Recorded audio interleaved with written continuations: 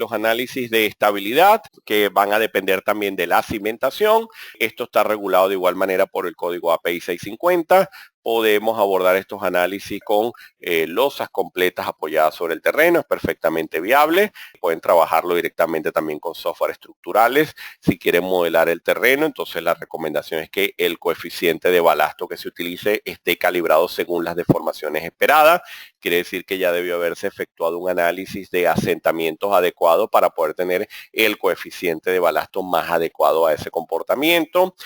Bueno, fíjense, el tema de los anclajes va a representar unas condiciones importantes sobre el tanque, porque en unas zonas va a traducirse en generación de compresiones, pero en otras pueden ser aparición de tracciones, y aquí va a jugar un papel importante la profundidad de desplante de la cimentación, el peso propio de ella misma, el terreno que está por encima, y esto puede indicar en el análisis de estabilidad que establece la API 650 que tenga que enterrarse más la cimentación. Fíjense que es posible modelar esto también en elementos finitos, si quisiésemos modelar el anillo, para hacer un análisis estructural mucho más exacto y tomar en cuenta las tensiones radiales y las tensiones circunferenciales que se desarrollan en esta zapata. Esta zapata que está modelada acá es esta misma que está construida acá. Esto en este caso era de unos silos, ¿okay? No era un tanque apoyado sobre el terreno, era unos silos de almacenamiento de grano, pero el concepto funcionaba de manera muy parecida a nivel de transmisión de tensión al terreno. Obviamente el tratamiento de la superestructura era muy diferente, además porque el grano se comporta muy diferente al agua o a cualquier líquido que tengamos, pero el análisis de la cimentación era equivalente a lo que hacemos tradicionalmente para el caso de tanques API 650, que hay uno terminado, que hay uno en proceso de construcción. Y en este tema siempre me gusta hablar de esta estructura, también porque hemos tenido una experiencia interesante con este tipo de estructura. Hablamos un poco de los proyectos en los que se ha visto problemas de asiento. Este es uno de ellos. Esta es una planta de alimentos donde los silos tuvieron un problema de asentamientos diferencial muy críticos que afectó notablemente todo lo que era el mecanismo de transporte superficial en el silo, incluso las pasarelas de comunicación que estaban en la parte superior de la batería de silo, se vio notablemente afectado por el proceso de deformación.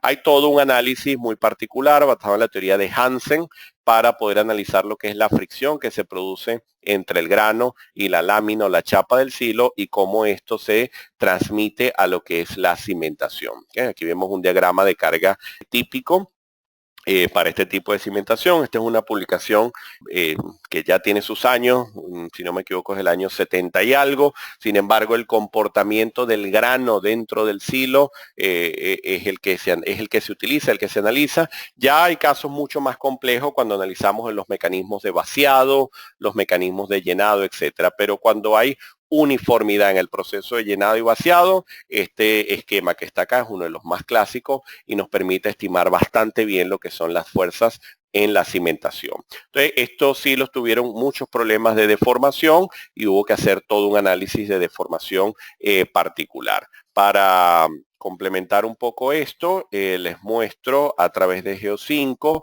también podemos hacer análisis de deformación de este tipo de estructura, tanto de tanques como del silo en sí.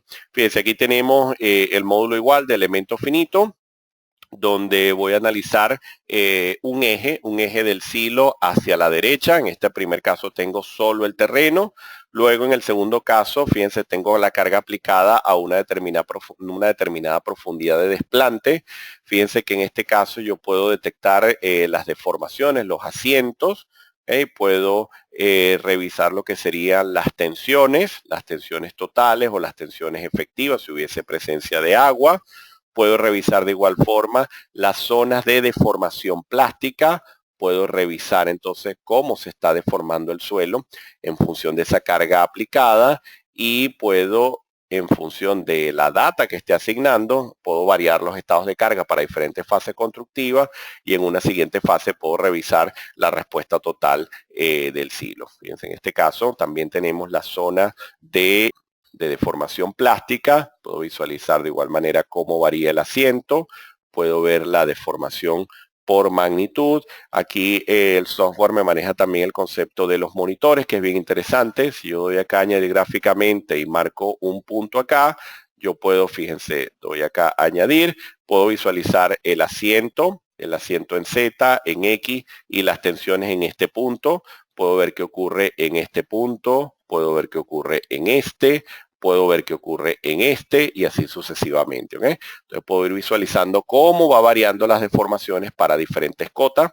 Entonces bien interesante porque lo puedo hacer con puntos y también lo puedo hacer con línea y puedo tener un comportamiento ya particular de una zona que me interese debajo del talud para visualizar sus deformaciones relativas, sus deformaciones totales. ¿Eh? Puedo incluso ver esto de forma gráfica, de manera bien interesante porque puedo sobre estos puntos, si yo marco acá, yo digo, bueno, quiero ver qué ocurre en el monitor 3, pero en el eje X quiero ver cómo varía, por ejemplo, la tensión en Z versus la deformación en Z en Y. Entonces puedo visualizar un gráfico para esto. ¿Okay? En este caso, bueno, hay una reversión acá por deformación plástica y bueno, también que lo estoy